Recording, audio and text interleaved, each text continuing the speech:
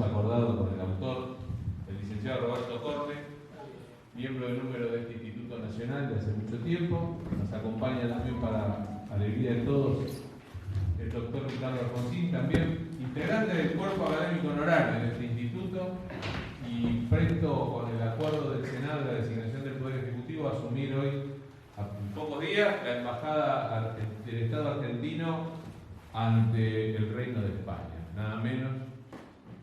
Voy a hacer una pequeña digresión antes de entrar en tema, pero quiero decirlo porque muchos años de cercanía y amistad con todos ustedes, particularmente con Ricardo, me imponen cierto deber de ser sincero y expresar lo que pienso.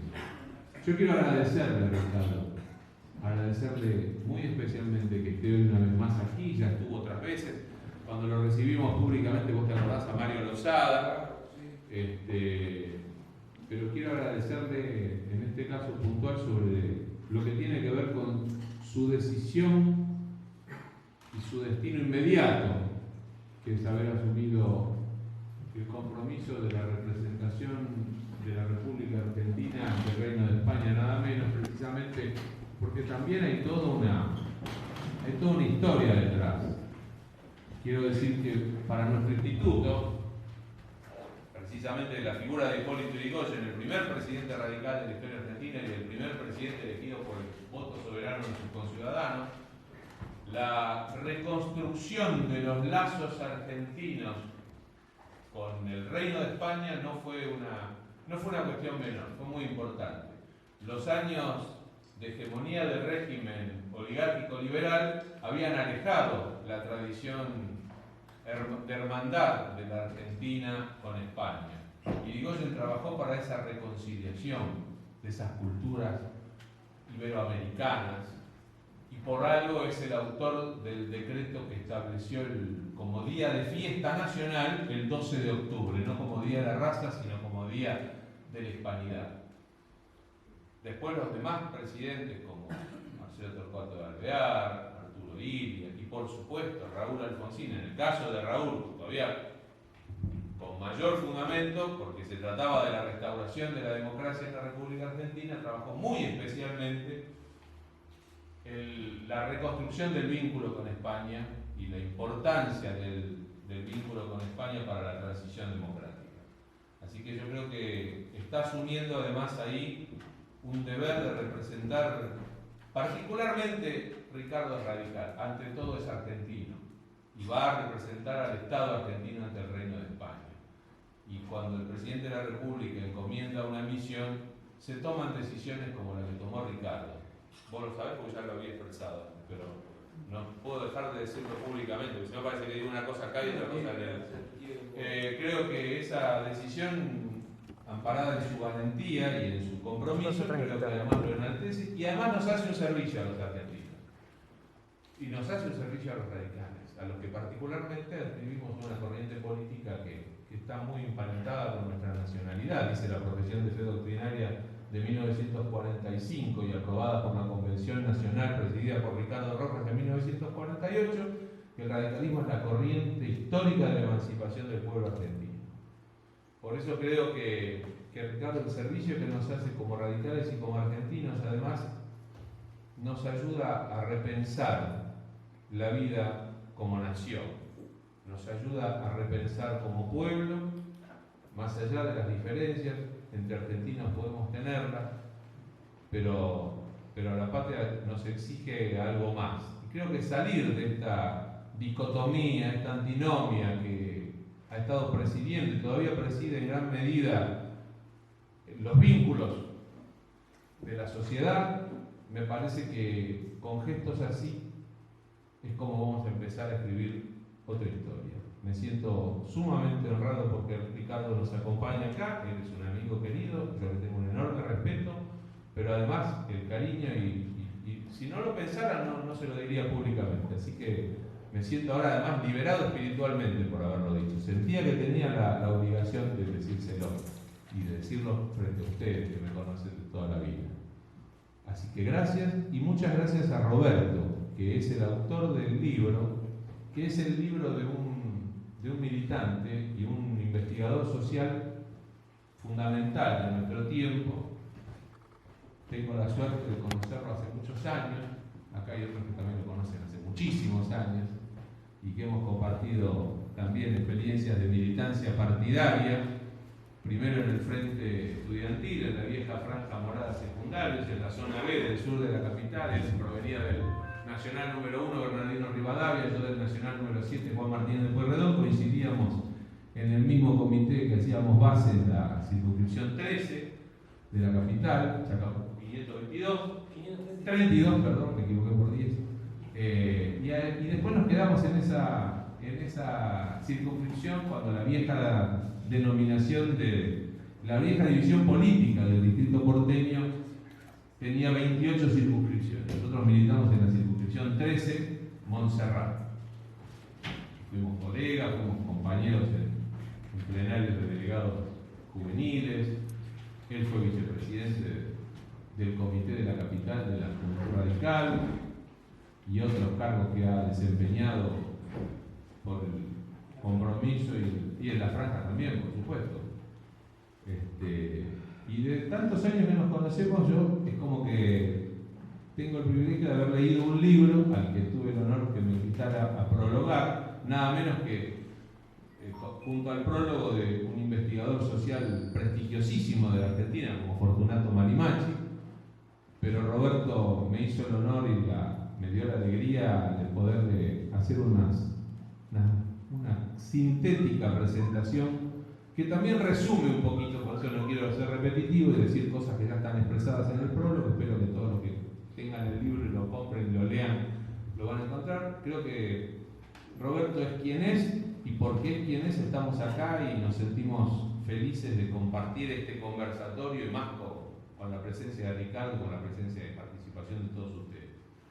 Roberto es un querido amigo y un querido colega, pero además es una persona que expresa en su vida cotidiana, en lo ideológico, en lo práctico, un compromiso con ideas radicales, con ideas argentinas, con ideas nacionales, populares, democráticas, transformadoras, progresistas. Roberto sigue siendo el mismo que conocí en 1984, hace 36 años. Y tiene en ese sentido un enorme valor. Él está volcando en esta obra un trabajo de que alguna vez me tocó ser testigo y alguna vez me tocó acompañarlo y dar alguna charla juntos en otros espacios, porque esto formaba parte de un curso de formación política que se lo tomaba él en serio de tal manera que lo sistematizó y terminó siendo este libro. Cuando había que sistematizar, organizar saberes, sus conocimientos, que son muchos, porque él es sociólogo, es investigador del campo de la sociología y de otras ciencias, pero además está expresando acá también un análisis y una interpretación histórica de la Argentina y particularmente de una corriente política que fue protagonista de momentos especialmente importantes de nuestro devenir nacional, vamos a decirlo así. Así que me siento sumamente orgulloso y contento de compartir la mesa con Roberto y con Ricardo, que Roberto haya pensado en hacerlo en el instituto, algo que ya habíamos hablado el año pasado. Yo me tomé una pequeña licencia de unos días porque tuve un llamado de atención y no lo pudimos hacer, pero él se tomó el verano para que el libro estuviese a punto y antes que se fuera Ricardo poderlo presentar acá. Así que nada más, yo por lo menos en lo que a mí respecta, agradecerte, Roberto, una vez más por la elección de haber convertido este ejercicio militante e intelectual que te caracteriza en un libro que tenga que la letra de molde llega en el momento justo. Creo que es un momento interesante para la gente que vive la política como la vive alguien como Ricardo, ¿no? Y para la gente que está pensando en que puede aprender algo más, que puede compartir una lectura común. Así que gracias de vuelta. Quiero que vamos a escucharlo un poco a Ricardo y si la cosa da, empezamos a hablar un poco más. Te dejamos para frutilla el postre.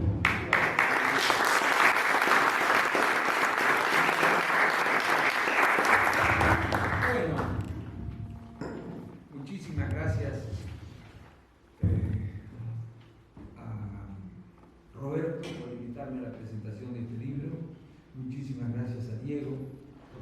este libro y por permitirme acompañarlo en la presentación. Muchísimas gracias a ustedes por estar presentes y permitirme contarles algunas cosas del libro y espero luego lo lean.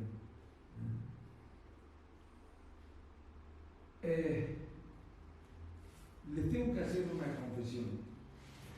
Al libro hace poco que lo tengo y la tarea que vengo desarrollando como embajador es absorbente, aunque todavía no lo soy, porque falta que el pliego sea aprobado, falta la designación, falta el plazo, pero me vengo reuniendo con muchos funcionarios, con muchos empresarios nacionales, españoles, con artistas, con gente del deporte que quieren ver qué es lo que se puede hacer desde la embajada para tratar de potenciar las relaciones en todas estas cuestiones. Y les aseguro que es mucho el tiempo que venimos, que nos ocupa esta tarea, ¿no? Con gusto, además. Pero lo ojeé rápidamente al libro. Lo voy a volver a leer como me gusta a mí, con lápiz y anotando, subrayando, y para robar ideas. Las ideas no tienen dueño. Bueno, pero quiero decir algo que dijo Diego, que me parece que es lo primero que podemos decir. Es un libro muy oportuno, no oportunista, que es muy distinto. Un libro muy oportuno, es decir, muy necesario. Sobre todo en estos tiempos. Yo estoy seguro que muchos jóvenes, sobre todo los que no leen demasiado acerca de la historia del partido, pueden llegar a formarse una idea equivocada acerca de lo que es la Unión Cívica Radical a partir de lo que ha visto y ha venido ocurriendo durante estos últimos 4 años. Por otro lado, ya no existen los comités como existían antes, en los que nos reuníamos, hace 40 años discutíamos y hablábamos de la historia del partido y leíamos libros sobre el radicalismo, libros sobre la historia argentina.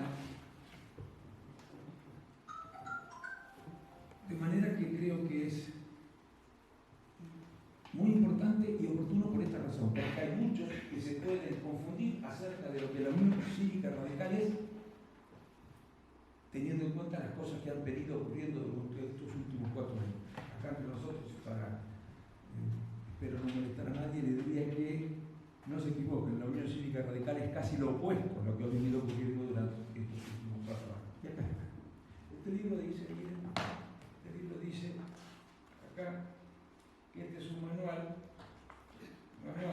podría ayudar, porque no tengo los anteojos, mira. Este libro dice que es un manual. Yo tengo los míos porque yo soy miope. Yo no leo de cerca. Pierdo los anteojos, pierdo los teléfonos. Dios mío, hasta aquí. Lo que no pierdo son las convicciones radicales. Bueno, dice, es necesario para las nuevas generaciones, es más o menos lo que acabo de decir recién, contar con algún trabajo de consulta contundente y claro, rápido pero eficaz, sencillo en su lenguaje pero riguroso en su análisis científico, con una especie de manual de historia sociopolítica argentina. Lo dice el propio autor.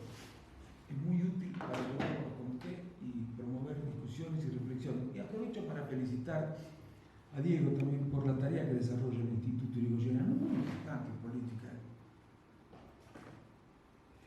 Leer de teoría, pero leer historia. También algunos creen que la historia es el gran maestro. La historia nos enseña.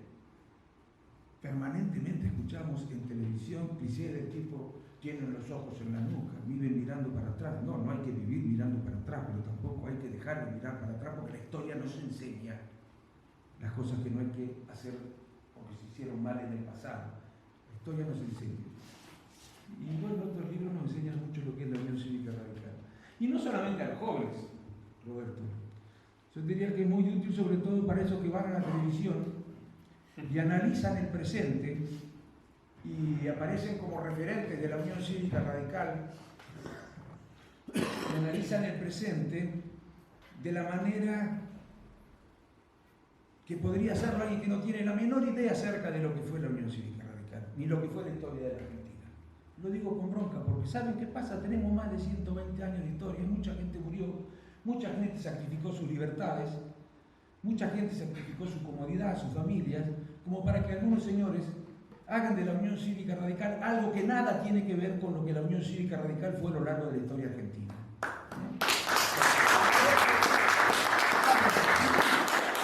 A mí me da un poco de bronca.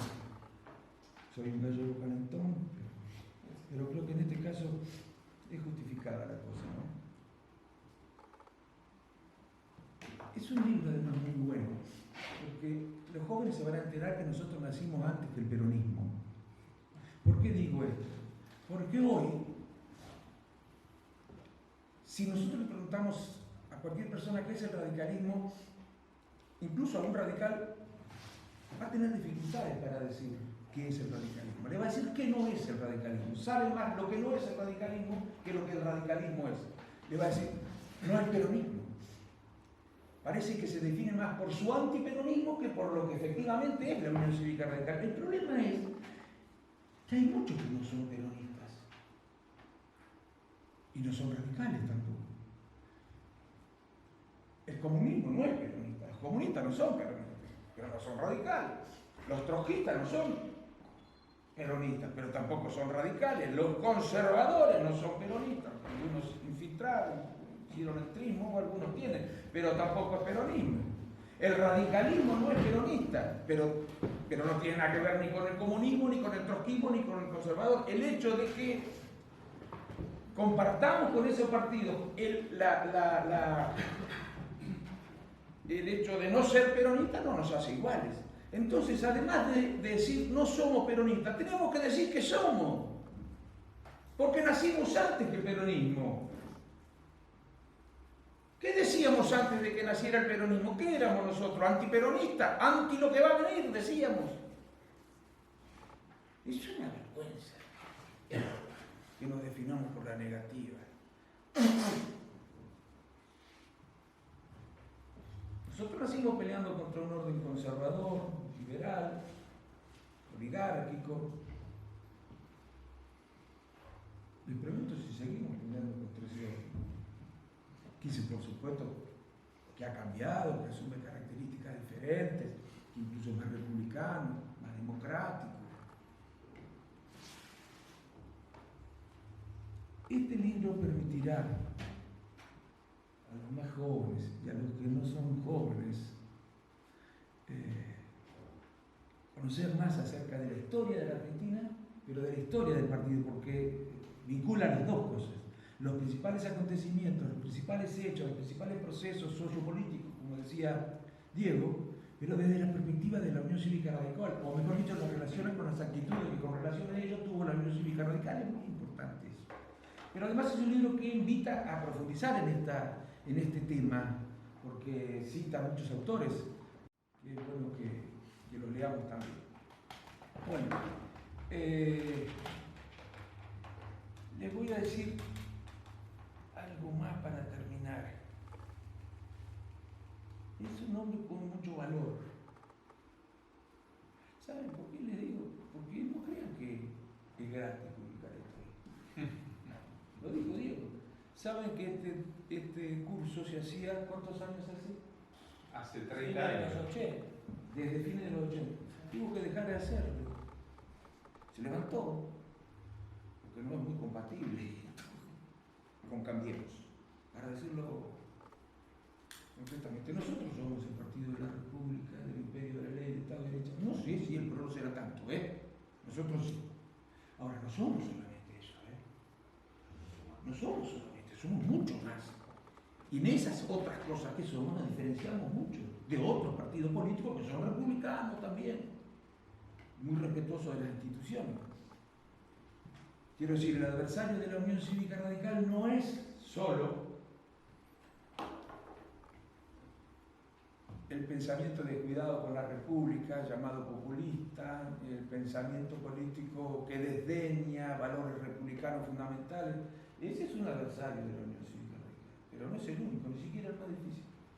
El adversario de la Unión Cívica Radical también es el pensamiento liberal. El régimen, además el pensamiento liberal, el que cree, y no es malo, es democrático, el que cree que la sociedad debe organizarse fundamentalmente a partir del mercado y del sector privado, sobre todo uno de sus aspectos, el económico, del que depende muchísimo, por supuesto, el resto de las dimensiones de la sociedad. Ese aspecto tan importante que condiciona tanto las condiciones de vida se despolitiza en el pensamiento liberal. Nosotros somos lo contrario de eso. Y acá está. Así que eso, si los ven algunos que van a la televisión, por favor, díganle que lean el libro de... Difícilmente lo compro. Difícilmente lo compro. Para que analicen la realidad, la analicen con una perspectiva distinta. ¿Saben por qué? Porque cada uno haga con su carrera, muchachos, política y personal, lo que quiera. Que cada uno haga lo que quiera. Pero no tiene derecho a hacer lo que quiere con el partido. ¿Saben por qué? Porque el partido no es ni ninguno de nosotros, ni ninguno de los que está conduciendo la Unión Cívica Radical. El partido es de los que ya murieron y de los que todavía necesitan de la Unión Cívica Radical. Así que la cuiden. Y después seguimos discutiendo.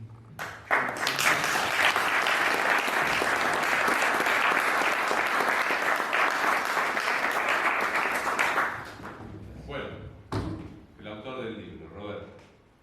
Bueno, Voy a decir algunas cositas. me hace acordar de las asambleas que no usábamos micrófono. Vos no lo necesitabas. Bueno, yo quiero agradecerles a todos en este día tan hermoso que hayan venido, especialmente al Instituto Irigoyeniano, a Ricardo también, fundamentalmente a los amigos que están acá de hace más de 30 años, que los veo mucho. Y quiero agradecer especialmente a la militancia, porque este libro no se podría haber hecho sin que los militantes se hubieran reunido en determinados lugares del partido a escuchar, aún en un principio estudiante de sociología, cuando empezó este curso, y ahora un sociólogo, y a ustedes más les quiero agradecer por venir un día como hoy a escuchar a un sociólogo hablar de sociología argentina. Bueno, este es un libro que lo he ayornado, ¿no? O sea, lo fui ayornando con el tiempo, con los cambios que hubo. Tiene 4 etapas, que son 1890, 1930, 1930, 1955, 1955, 1976 y 1976, 1989. Donde vemos por qué lo paro en el 90. Bueno, yo lo explico en la introducción, que está ayornada porque trato de hacer algún análisis relacionado con lo más cercano antes de ingresar con el periodo que yo analizo, que es 1890-1990. Trato de poner un poco el marco teórico del momento actual, ¿no? Esas 4 etapas está basada en los 2 grandes modelos de acumulación que tuvo la Argentina, que son el modelo agroexportador y el modelo de sustitución de importaciones. El libro habla de los acontecimientos de la Argentina, y el radicalismo es la variable de control del libro, que no era así tan en los cursos. En los cursos estaba por encima, por ahí, la variable principal era la historia del radicalismo, y la variable secundaria era la historia del país. Pero en el libro lo he invertido. O sea, la variable de control pasa a ser el radicalismo. ¿Qué es la variable de control? Una variable de control es una variable... A los sociólogos hay que hacerle esta pregunta, porque nosotros los abogados no estábamos entendiendo. Uno tiene variables sociohistóricas que van aconteciendo, como el modelo agroexportador, cómo se fueron constituyendo los grupos sociales y las clases, y los distintos actores sociales del momento y políticos. Y lo que hace una variable de control es poner en este caso al radicalismo en esas coyunturas que se van analizando en esos periodos para ver qué sucedía en el radicalismo con respecto a esas otras variables macro que estaban sucediendo. Entonces controla uno. ¿Y qué pasaba, por ejemplo, en el momento de la consolidación del modelo agroexportador con la generación del 80? ¿Qué estaban haciendo los que después, el proto-radicalismo, digamos, en ese momento? Los principales actores. ¿qué sucedía y por qué se constituían los grupos sociales? El levantamiento armado en 1890, que esto fue una gran discusión que yo tuve siempre en mi carrera, porque yo soy otro Quijote que quiso hacer la franja morada en la carrera de Sociología, después que se fueron otros militantes, era que en 1890 en realidad se constituyen las clases sociales en Argentina. Y el levantamiento armado de 1890 es precisamente el acontecimiento súbito que genera ese corte. Bueno, ahí está puesta como variable de control el radicalismo en esas otras macro variables que había. Y así con cada uno de los periodos, los 4 periodos. Traté de ser muy claro con la bibliografía porque yo hago afirmaciones muy claras en determinadas cosas y no me gustan los colegas incluso y muchos investigadores periodísticos que dicen cosas sin la debida bajada a la fuente, ¿no? Eso está bastante de moda actualmente. Y básicamente tengo polémica con 3 grandes líneas de pensamiento de la historia argentina, que también lo digo en el libro. Hemos tenido el revisionismo histórico, que fue una corriente de la interpretación de la historia argentina. Hemos tenido los liberales, que también fue otra corriente de la interpretación de la historia argentina. Y después tenemos el revisionismo, tuvimos a partir de fines de los 80 el revisionismo setentista, le digo yo. Es el revisionismo de todo el periodismo de investigación, muy importante para entender acontecimientos que hubo en la Argentina desde la década del 60 en adelante, pero que también tienen los 3 prejuicios con la historia de la Unión Cívica Radical. Entonces yo polemizo con los 3 y trato de explicar que en realidad los que fueron combativos no fueron tan combativos y los moderados tampoco fueron tan moderados. Y polemizo por supuesto hacia adentro en la variable de control. Yo tengo muchos amigos que han reivindicado Alvear, por ejemplo, últimamente, y creo que hubo una movida para tratar de levantar Alvear en el proceso del movimiento del Cambiemos. Pero cuando uno va a investigar los hechos históricos del gobierno de Alvear y de las acciones del gobierno de Alvear, se encuentra con que en realidad no era una persona tan de derecha como lo pintan la gente de Cambiemos. Alvear fue candidato a presidente con la primera plataforma socialdemócrata, sí, en el 37. No, y no solo eso, Alvear fue el creador de las cajas de jubilación. Por supuesto. En forma obligatoria. Que después Alvear no la puede hacer porque casualmente y paradójicamente hay un paro patronal, un lockout y un paro sindical contra eso que él había hecho. Hay otras cosas más que se pueden hablar de Alvear, digamos, que toda la corriente revisionista lo trata de denostar, desmerece con respecto al irigoyenismo. Bueno, ahí es donde se coloca la variable de control en esas 4 etapas que están en el libro. Hasta que llega el gobierno de Alfonsín, que creo que ahí es donde, ahora con esta perspectiva histórica, con los años que han pasado, uno puede ya hacer interpretaciones históricas mucho más claras de todo lo que sucedió. Ahí hay actores que yo creo que hoy no tendríamos que estar con ellos, que son directamente enemigos de la Unión Cívica Radical, como la ex ministra de Seguridad, por ejemplo. Hay otros actores también que han colaborado abiertamente para el derrocamiento de gobiernos radicales, no solo el de Alfonsín, sino gobiernos radicales anteriores, y que han participado de la Alianza Cambiemos. Y cómo se constituye Cambiemos, ¿no? Eso está en la introducción. O sea, hay un nuevo grupo social empresario, sobreviviente o hijos o allegados del viejo sector oligárquico que hacia la década del 70 se decanta y empieza a tener cuestionamientos a sus padres, a sus mayores, con respecto a lo que habían hecho en la Argentina, con respecto a lo que era la democracia. Ese nuevo grupo social adolescente en la dictadura tenía ciertas concepciones que ellos no reprochaban, no estaban en contra de la democracia formal, hablaban de excesos en la guerra sucia y le reprochaban a sus mayores haber participado en los golpes de Estado. Ese grupo social, que son hijos allegados de ese otro grupo social de la clase dominante argentina, que está en un capítulo que se llama Metamorfosis de la clase dominante, que es en la dictadura militar básicamente, ese sector es el que termina proyectando el social fundamental de lo que fue la Alianza Cambiemos. básicamente, bueno, con Mauricio Macri, y cómo las distintas consultoras, los distintos grupos de estudios fueron suplantando a los partidos políticos. Y que eso estaba pormenorizadamente planeado, cómo subvencionados a través de los grandes grupos económicos se suplantó a los partidos políticos, se suplantó a sus cuadros, se suplantó a sus dirigentes y se puso a miembros de la élite de esas consultoras, de esos centros de estudio, a gobernar la Argentina. Eso es lo que sucedió a principios del siglo XXI y eso está comentado en la introducción. Lo que hay que hacer es recuperar los partidos políticos. Hablo del financiamiento de la actividad política, que para mí es lo fundamental de todo en esto, que esa es la verdadera reforma política que hay que hacer, para que el financiamiento permita que esos centros de estudio sean los que realmente doten a los partidos políticos de cuadros para poder llegar al gobierno. Y básicamente lo que se analiza es el entrismo que hicieron estos sectores en los partidos políticos populares. Hablo ahí un glosario interpretativo al principio del libro, porque se hacían una serie de definiciones para los militantes en el curso, cómo discutir en la calle, cómo discutir en la...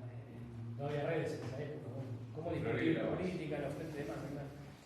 Hay una serie de definiciones que también fueron ayornadas, porque no es lo mismo globalización hoy, o mercado hoy, que mercado a fines de los 80. Hay un análisis sobre la caída del socialismo real, que para mí fue un corte mundial eso, la caída del mundo bipolar. Hay una reivindicación de Parque Norte muy clara, y creo que es un proyecto político inconcluso de la Unión Cívica Radical y que hay que retomarlo. Todo eso con lo que iba sucediendo en el país, en esos distintos periodos, esos 4 periodos fundamentales.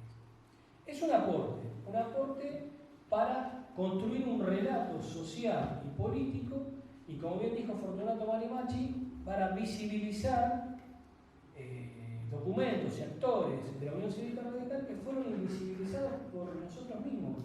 En este caso yo me pongo no como sociólogo, sino como militante radical, en muchos momentos de la historia argentina. Y es muy bueno el aporte de Ricardo en el sentido de que es cierto, el libro, esto ya me pasó con mucha gente que ya en esa época cuando hacíamos los cursos, que no entendía cómo la Unión Cívica Radical tenía por lo menos medio siglo antes que el peronismo. O sea, todo el surgimiento del peronismo está analizado en el periodo correspondiente, que es de 1930 a 1955, los actores que convergen en el peronismo, se utilizan materiales de Hugo del Campo, de Hiroshi Matsushito, de la historia del movimiento obrero argentino, cómo el peronismo surgió, cómo dio aire Perón a la CGT1 y reprimió a la CGT2, que la CGT2 era una CGT de izquierda, cómo hizo su alianza con el laborismo primero y después con los conservadores de la provincia de Buenos Aires. Todo eso está analizado en el periodo correspondiente. ¿Y qué pasaba en el radicalismo en ese momento? O sea, la variable de control era el radicalismo. ¿Y qué pasaba? ¿Qué sucedía? Los sectores que estaban diciendo, bueno, está bien, vamos a ir a un frente antifascista con toda la convergencia internacional, pero ojo, acá hay bases del radicalismo que están yendo con el peronismo. ¿Qué pasa con eso? ¿Lo vamos a interpretar? ¿No lo vamos a interpretar? Está hablado el análisis de Perón Sabatini, que tanto lo hablamos con Diego, a lo cual yo a muchos radicales les digo que si Sabatini hubiera dicho que sí, otra hubiera sido la historia. Se complicaba todo. Se complicaba todo. Y bueno, creo que es el aporte, y el aporte es fundamental, y quiero agradecerle a Marimachi, que fue un gran profesor mío de Historia Social Argentina, con materiales realmente muy importantes. Yo vi populismo en la cátedra de él en el año 93, cuando nadie hablaba de populismo, con Waldo Ansaldi, fue decano. Waldo Ansaldi tenía un excelente artículo que se llamaba Frívola y Casquivana, donde analizaba el surgimiento de la élite social argentina y donde analizaba el populismo. Y por qué nosotros tenemos una matriz cultural distinta a los países latinoamericanos. Nuestra matriz agraria fue la estancia y la matriz agraria de nuestros países hermanos fue la hacienda. Eso es de Cardoso Brignoli, de Historia Económica de América Latina. ¿Por qué la estancia es distinta a lo que fue la hacienda? ¿Por qué surgió este tipo de sectores sociales subalternos y no surgieron igual en los países latinoamericanos que tenemos alrededor. Creo que el aporte es ese, o sea, tratar de explicar situaciones y el devenir histórico desde una perspectiva que no sean las tres corrientes que ya mencioné. El revisionismo setentista, el revisionismo histórico clásico y el liberalismo. Con el agravante de que este nuevo sector social del siglo XXI es profundamente alberdiano y cumplen a pie juntillas lo que quería Alberdi, o sea, libertades civiles para todos y libertades políticas para pocos.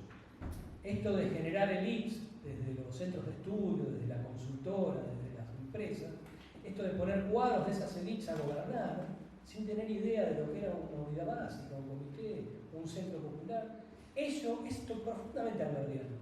Yo la única vez que lo escuché a Mauricio Macri hablar de política fue reivindicar a Alberdi.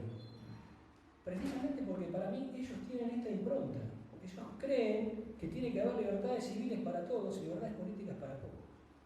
Y déjame que te agregue una cosa. Porque ese liberalismo reivindica mucho a Alberdi y nosotros tenemos mucho de Sarmiento. Precisamente la antítesis, la pelea, la polémica, las cartas quillotanas no solo contra la 101. No solo con ellos, sino también con el peronismo. Sí, pero antes que hubiera peronismo éramos sarmientinos, los nuestros jugaron todos con Sarmiento, el Sarmiento contra el régimen. Cuando Sarmiento quiere ser presidente del 80. Aristóbulo, Lema, y digo, todos jugaron con Sarmiento y perdieron. Después está, les quiero avisar a los que compren el libro que las últimas hojas son unos QR, o sea que hay que levantarlos con una aplicación, como los QR comunes, y se ve con el teléfono. Y se ve una de las clases que yo di en un comité de Floresta, un gran amigo, y arriba hay todo un esquema de democracia restringida y corporaciones, también que se levanta con la aplicación del teléfono. Bueno, espero que lo disfruten el libro y les quiero agradecer nuevamente a todos. No, a vos.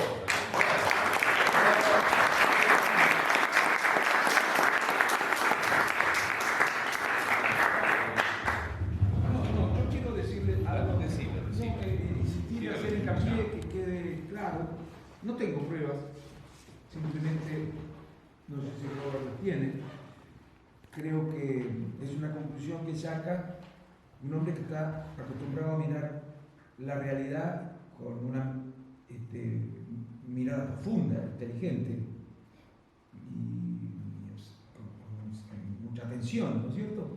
Yo creo que hubo un intento de organizar al partido, ¿cierto? Creo exactamente que en el imaginario radical o filo radical, o culturalmente radical, Alvear es más conservador de lo que efectivamente fue. Creo eso. Porque también hubo una campaña destinada a desradicalizarlo a Alvear. Exactamente. O sea, el problema es anterior. Lo lograron. A Alvear se asocia mucho más a, o mejor dicho, se lo hace aparecer como un hombre con ideas muy distintas a las que representaba Irigoyen, ese radicalismo combativo que enfrentaba a la oligarquía y demás. Creo que en los últimos años, en los últimos 4 años, hubo un intento de alvearizar en ese sentido la Unión Cívica Radical. ¿Qué he observado para llegar a esta conclusión?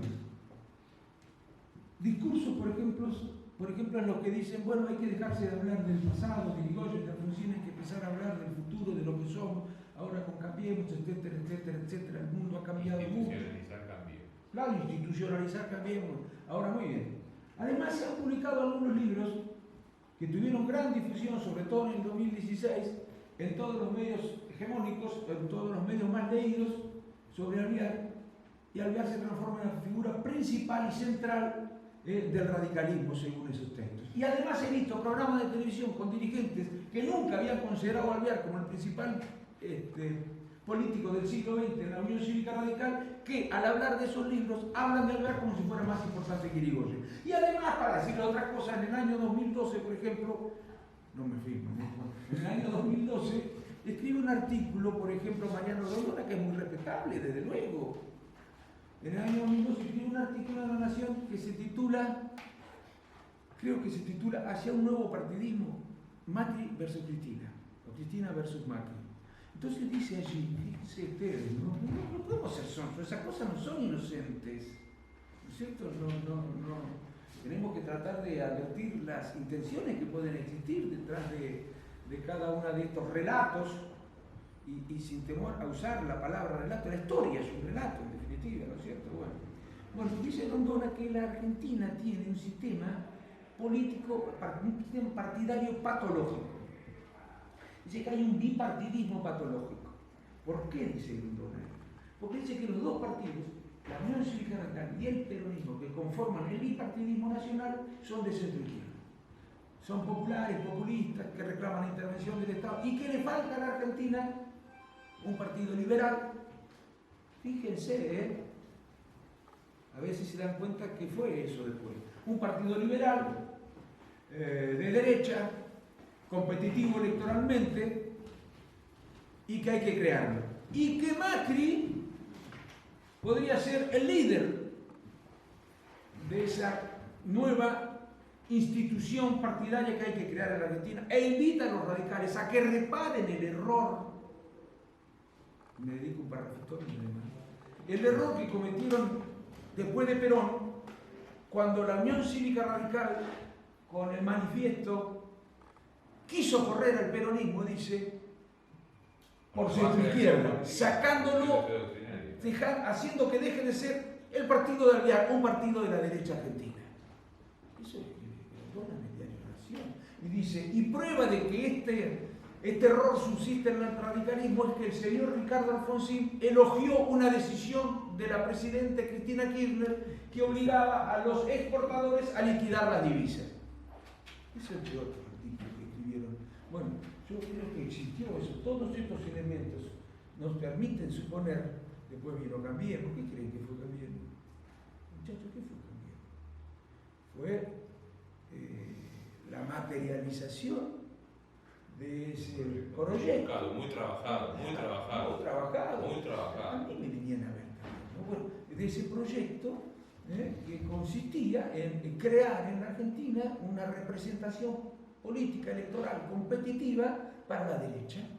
No existía eso. Alfonsín lo decía. Alfonsín lo decía en su discurso. La derecha, luego de, por culpa nuestra, por mérito nuestro, a principios del siglo XX dejó de ser un partido, los conservadores, un partido capaz de convocar a las mayorías y utilizaron entonces como alternativa para el acceso al poder los golpes militares. Por supuesto que nosotros también, los partidos radicales y peronistas, fuimos muy culpables de que esto se produjera. No vale la pena decir ahora en qué consistieron los golpes. Pero bueno, llegado 1981, se hacía necesario, ya en 1983, una vez recuperada la democracia de manera definitiva, se hacía necesario crear esa fuerza política. ¿Y cuántos escribieron eso?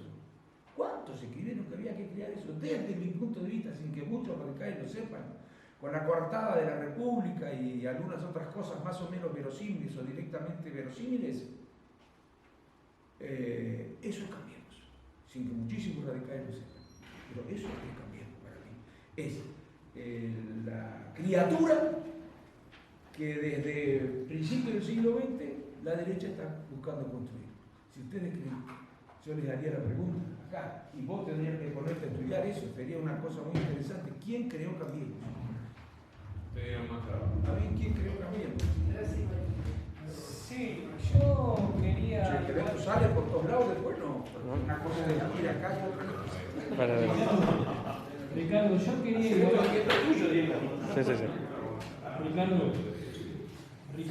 yo quería igualmente ponderar algo.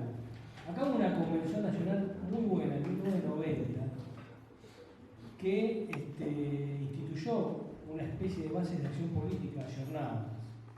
Y yo las quiero reivindicar, esas bases de acción política, que no eliminan a la profesión de fe doctrinaria. No. Son bases de acción política. Actualización de bases de acción política que eran del 48. Yo la quiero reivindicar porque aún están vigentes. Ahí es donde se puso la cuestión del medio ambiente. Presidía la convención Conrado Storari. Exactamente. Creo que fue la convención donde ingresamos a la Internacional Socialista. Después. Pero ya éramos observadores. Esa base de acción política, que para mí son las que están vigentes junto con las de la profesión de fe doctrinaria, son excelentes. Ahí hay puntos muy del Estado, el tema de las concesiones a los servicios públicos, el tema energético. Y esas bases de acción política han sido ocultadas en la página del Comité Nacional actual.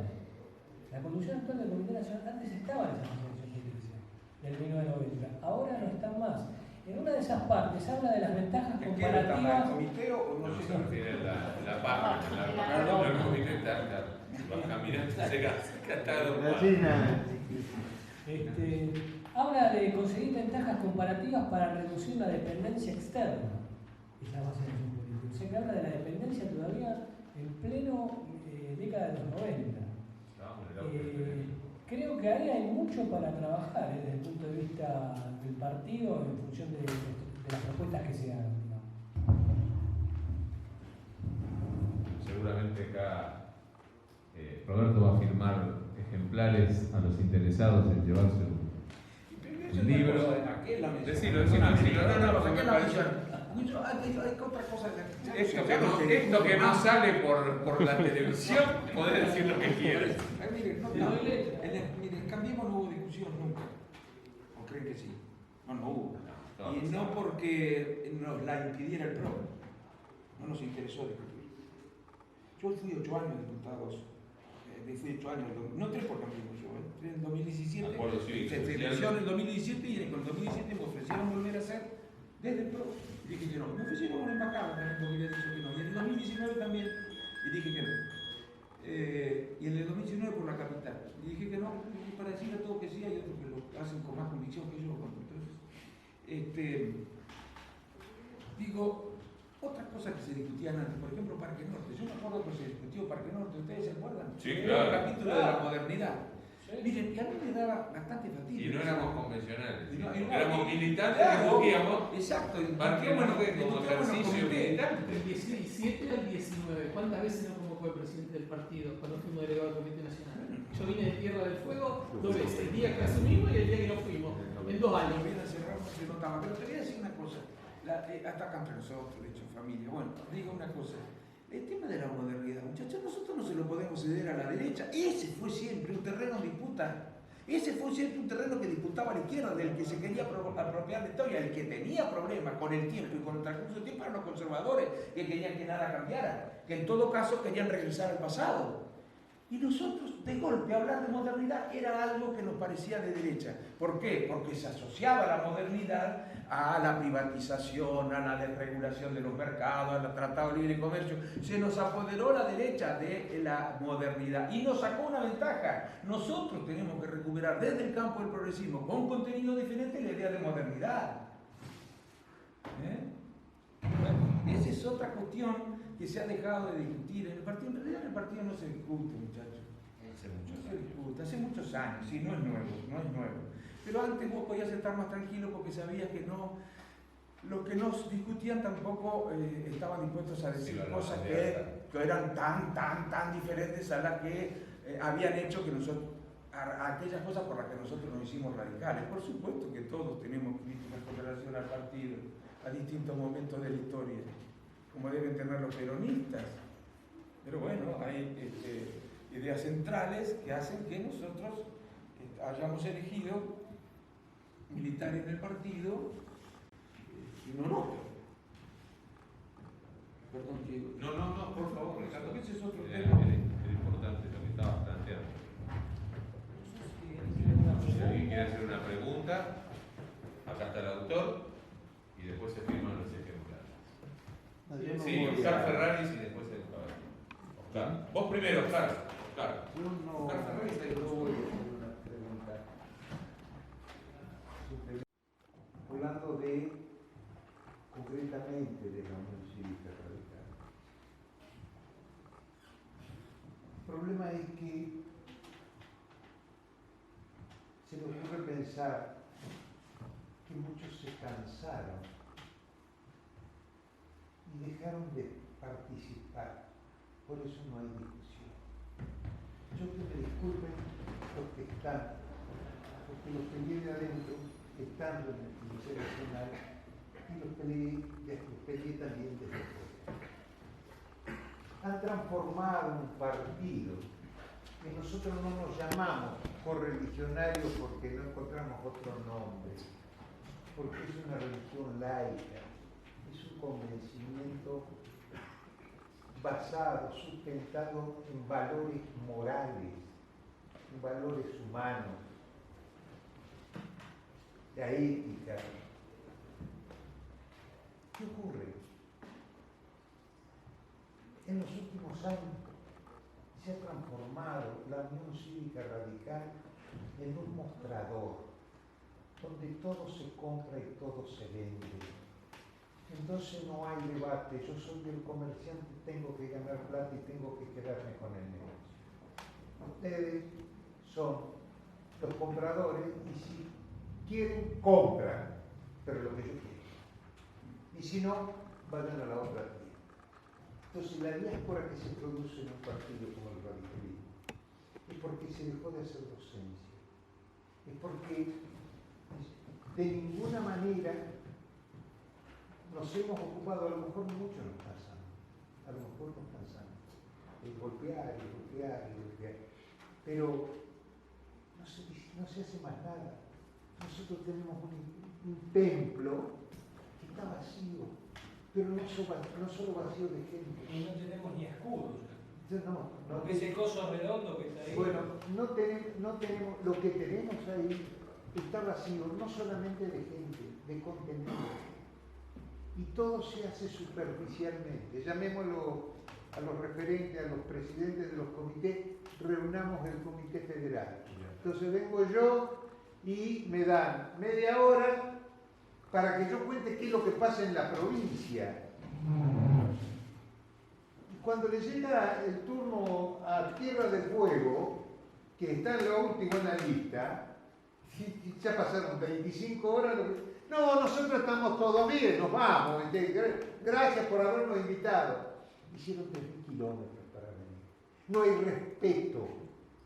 hay respeto dentro de este partido, dentro de la Unión Cívica Radical. Entonces, como no lo hay, ocurren las cosas que vos decís. Lamentablemente,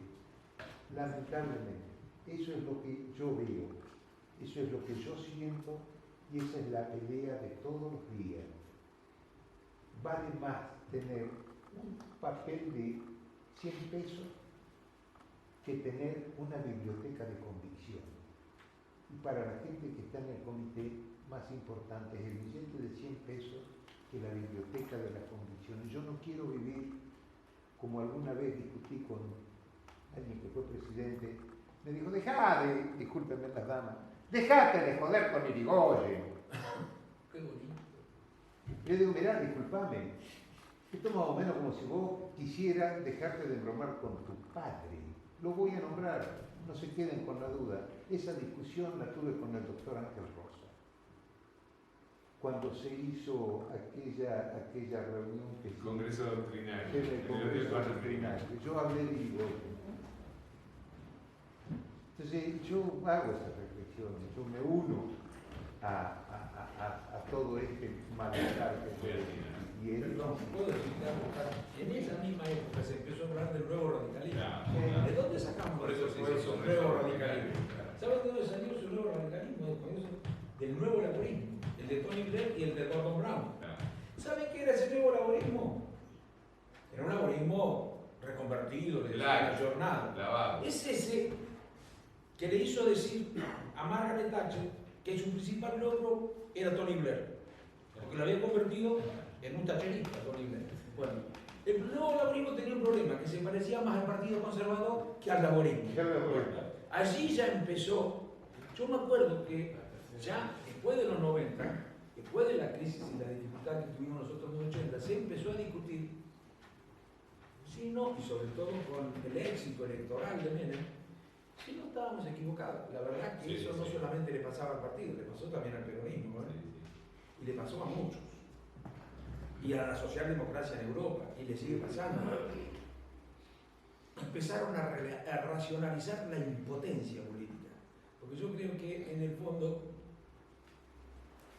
el fenómeno que estaba ocurriendo era el siguiente: los estados, con la globalización, de la que vos hablas en el libro, empiezan a perder margen de maniobra, capacidad de educación para ordenar el funcionamiento de la sociedad, sobre todo el económico, nada más y nada menos.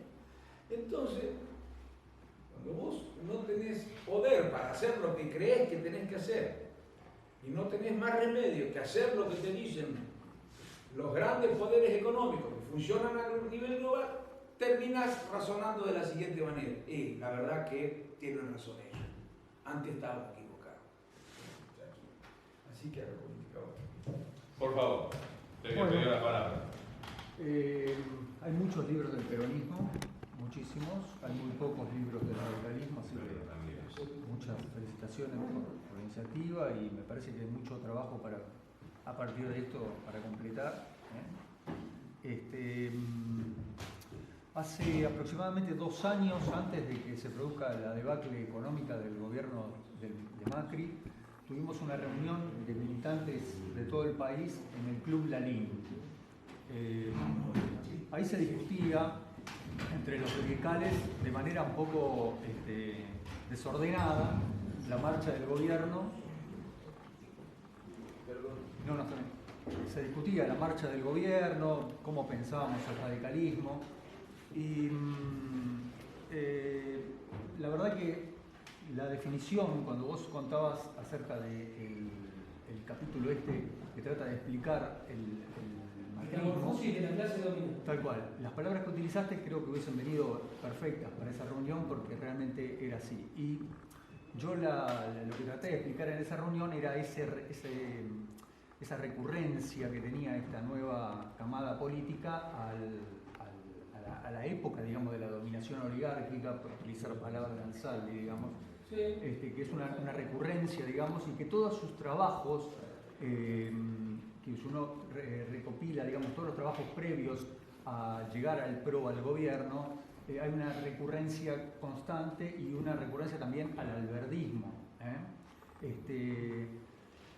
La verdad que menos mal, yo me fui pensando en esa reunión, menos mal que ganó Macri, porque ya en el Diario de la Nación, antes de las elecciones de 2015, los columnistas habían salido a hablar del voto censatario. O sea que esa es la prueba de que volvíamos a antes de 1905. Cuando llegó Ricardo, saliendo ya del libro Roberto, yendo a Ricardo, lo primero que le dije que yo estaba de acuerdo con la decisión que fue una decisión discutida, que usted le ha llegado las críticas, digamos, de que usted haya aceptado esta función oficial. No es un tema para discutirlo hoy con Roberto, pero si un día quieren, vengo acá y lo discuto con todos. Sí, solamente dos reflexiones con respecto a eso, que no es porque no es una cuestión personal, sino que trato de argumentarla en el sentido que me parece que es importante traer a la discusión la cuestión de lo nacional. Porque si a mí un presidente de la nación me solicita una función oficial, digamos, él no lo hace en nombre, sino que lo hace en la función, en el rol que está cumpliendo en ese momento, digamos, más allá de la bandería política que tenga. Así que en ese sentido, digamos, me parece que hay que poner por encima lo nacional. Pero también otra cosa que circuló en la conversación es el peligro de los moderados. Y el peligro de los moderados es que los moderados anteponen el deber ser o anteponen hacer lo que corresponde antes, digamos, de su propia convicción o su propia particularidad en función del tema que atañe, digamos. Y justamente en un gobierno que si uno lee, digamos, volviendo a la reunión esa del Club Lalín, pasado 2 años de aquel momento, la verdad que una forma de sintetizar ese gobierno parece ser como que primaron más los intereses particulares por sobre los intereses del conjunto. Entonces ahí es donde traigo, digamos, este accionar permanente de los moderados, que acá hablábamos de Alvear, cómo los moderados anteponen la cuestión recurrentemente, habría que quizás tomarlo como una cuestión de lectura histórica, cómo anteponen, digamos, lo que corresponde hacer por sobre el interés particular. Bueno, ahí hay 3 cosas que quería comentar a Ferrari, que yo hablo en el libro.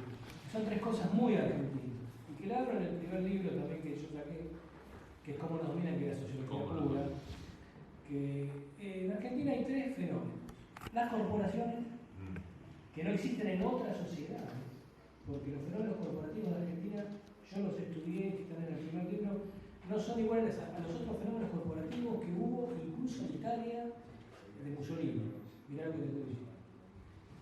El pragmatismo, que es una escuela filosófica norteamericana de fines del siglo XIX, principios del siglo XX, creada por Charles Wright y Peirce, donde hablan de que lo más importante es lo que es útil o no lo que es bueno o malo. A grandes rasgos, estoy diciendo. Esa concepción pragmática tiñó a toda la clase dominante argentina desde más o menos fines de la década del 70 hasta estos días. Entonces las cosas, no importa si están bien, si son buenas, si lo moral queda totalmente despejado en este terreno. Y lo último es el financiamiento de la actividad política. Donde yo incluso he hecho un trabajo acá con un amigo mío que está presente, que es Alberto Prazo, donde se habla, nosotros tenemos las corporaciones en Argentina, que son el verdadero poder en Argentina, son realmente las que nos lleva, el destino de Argentina está gobernado por ellos, que son casi invisibles. Tenemos a hay dos corporaciones empresarias, que son la Sociedad Rural y la UIA, tenemos a la CGT, que son los gremios, y tenemos a la Iglesia, que es una corporación de creencias, que son instituciones profesionales todas, pero que se han deformado y se han convertido en corporaciones que son los instrumentos de poder. Y cada una hacia adentro tiene facciones. Bueno, tienen su caja. Cada una de esas corporaciones tiene su caja de financiamiento. O sea, de la UIA ni hace falta hablar, de la Sociedad Rural sabemos que tiene una caja de financiamiento, de los gremios tienen una caja de financiamiento, que son los aportes obligatorios que se los dio Urbanía en su momento, y los pagos voluntarios o no voluntarios de los afiliados. Y la Iglesia está tiene una ley que paga los sueldos de los obispos, que fue durante la dictadura esa ley. Los únicos que no tienen nada son los partidos políticos, que son los convidados de piedra de todo este sistema, y que tendrían que ser los que realmente tendrían la caja y tendrían que ser los mediatizadores de la sociedad del Estado, porque los mediatizadores de la sociedad del Estado son las corporaciones que acabo de mencionar, junto con los nuevos, esto se ha ayornado, o sea, las corporaciones no funcionaban igual en la época de Irigoyen, su formación, su transformación como ahora, o sea, hay todo un esquema, pero no hemos podido salir de la Argentina de esa lógica. El Parlamento y los sistemas de dictado de leyes en realidad son escribanías de lo que se decide en la UIA, en la Sociedad Rural, en la CGT y en la Iglesia. Las leyes que salen en Argentina surgen de ahí. Los medios de prensa están pagados por las corporaciones, están subordinados. Y cada medio de prensa responde a cada una de las facciones que están dentro de cada una de las estructuras, de las instituciones públicas profesionales. Por supuesto. Pero esto ya es de los 90. Antes los medios de difusión no tenían ese rol en las corporaciones. Pero ya nos estamos yendo del tema.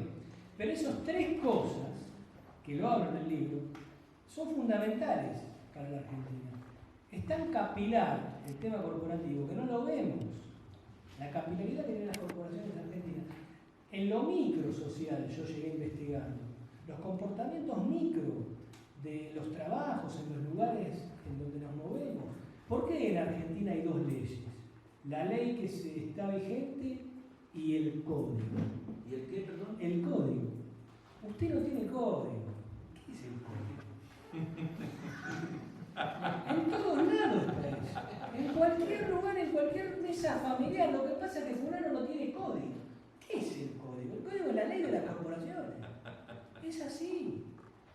En toda institución de la Argentina hay una ley vigente con sus circulares, hablemos por ejemplo de una empresa, con sus comunicados, pero hay otra manera que es el uso y costumbre, que dicen los abogados, que es la ley de las corporaciones en Argentina. Por eso acá hubo 9.000 desaparecidos, 30.000 desaparecidos, no vamos a traer polémica. Porque todo era invisibilizado. Este es el tema. Entonces esas tres cosas cosas me parece que es el eje de lo que está pasando, lo que pasa en Argentina. Lo que sucede es que hubo un gobierno, como el de Raúl Alfonsín y de la Unión Cívica Radical, que permitió que nunca más las corporaciones capturaran el Estado y desde ahí generaran política de gobierno, sino que tenía que haber un sector civil votado formalmente para que tuviera algún grado de representatividad. Esa fue la obra del gobierno de Raúl Alfonsín. A partir de ahí hubo un corte, se acabaron las corporaciones como las que capturaban el Estado, a decir de O'Donnell, vamos a hablar de O'Donnell ya que vos sos del palo de sociología, el Estado capturado. ¿Es sociólogo también? Es de sociales, él es de ciencias sociales. O'Donnell lo conoce seguro. Sí, por ciencia política. El Estado capturado, el Estado... Ese fue el corte que hicimos nosotros con el gobierno radical de Raúl Alfonsín. Ahí se acabó, y el corte fue en Semana Santa. Bueno, y ahí nos vamos al tema que está en el libro. Dejamos, Roberto, con el libro que le escribe. No, pero para que le decir una cosa. Sí. Vamos a decir una cosa. Dale, dale. Acá yo tengo con él, a mí me encanta, pero me encanta repetir, no, me encanta cambiar ideas. Y si me convence mejor, si me demuestra que estoy equivocado, ahora sí no me demuestran. Bueno, oíme una cosa. Yo creo que hay corporaciones y corporaciones. Sí. Nosotros tendríamos que estar más cerca de No son algunas todas iguales. corporaciones. No son todas iguales. O de la facción. Nosotros ahora, por ejemplo, no podemos estar con la mesa de enlace. Estamos con la mesa de enlace. Yo digo, tenemos que estar en contra de la mesa de enlace. ¿Cierto? No tenemos que tener frente a cada caso, frente a cada problema que existe en la Argentina, apoyar la decisión correcta. ¿Le gusta la mesa de enlace o no le gusta la mesa de enlace? La mesa de enlace es un factor de poder. Y como la política es correlación de fuerza, lo tenés que tener en cuenta. Una cosa es tenerlo en cuenta y llegar eventualmente a negociar en función del poder que tenés y en función del poder que tienen ellos, y otra cosa es tratar de sintonizar permanentemente con ellos, diciendo lo que Clarín y La Nación quieren que digamos respecto del conflicto. Entonces yo te digo, por ejemplo, yo creo que yo no podría decir que la sociedad rural es dañina desde el punto de vista del interés nacional, pero que hay algo peor que una sociedad rural que se maneje de la manera que se maneja, que es la ausencia de la sociedad rural. Yo no podría decir eso. En cambio sí podría decir, mira, yo estoy seguro de que los sindicatos no funcionan bien y que deberían funcionar mucho mejor y que deberían defender mucho mejor con responsabilidad y atendiendo las restricciones de la realidad, los intereses de los trabajadores, y acompañar a los gobiernos populares sabiendo distinguir la correlación de fuerza también. Estoy seguro que los sindicatos no funcionan bien, pero hay algo peor que estos sindicatos, es la ausencia de sindicatos, que es lo que quería Totalmente de cambiar. acuerdo. Eso es infinitamente peor. Yo no puedo decir que la ausencia natural es algo peor. Entonces, hay corporaciones y hay corporaciones. Sí. Tenemos que democratizar los sindicatos, también tenemos que democratizar las corporaciones empresarias, porque hay muchos manejos allí, no solamente en el uso de los recursos, sino en la elección de las autoridades, que dejan mucho que desear, tanto de desear como dejan los sindicatos. Y si no, anda a fijarte vos cómo surgió el presidente el actual presidente de la Federación Agraria. Anda a ver qué es lo que te dicen muchísimos de los dirigentes locales del actual dirigente nacional de la Federación Agraria. No, yo no estoy hablando de la ausencia, Ricardo, de las instituciones públicas profesionales, por el contrario. Lo que pasa es que las instituciones públicas profesionales tienen que trabajar debajo de los legítimos poderes que son el legislativo, el ejecutivo y el judicial. Sí, no, tenés razón. Lógicamente, yo milité en un sindicato, digamos. Pero no estamos hablando de... Perdón. Pero los sindicatos los vamos a democratizar los trabajadores de cada uno de los sindicatos, Por no desde supuesto. fuera. por supuesto. No, sí. Bueno, Roberto, felicitaciones una vez más. Los interesados.